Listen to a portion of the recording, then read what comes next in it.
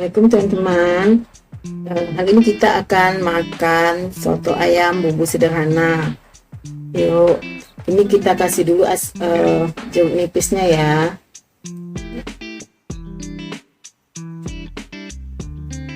Nah, kita aduk ya teman-teman. Ini ada bihunnya, ada togenya, ada ayamnya, dan kita tambahin nasi sedikit ya.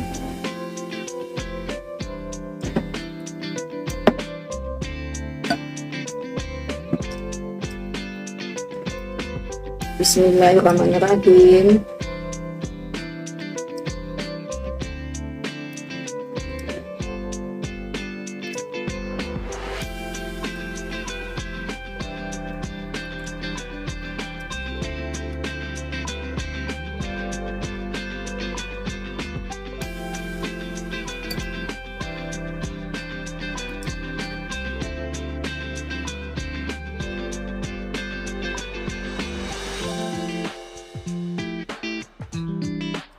Ini ayamnya ya teman-teman.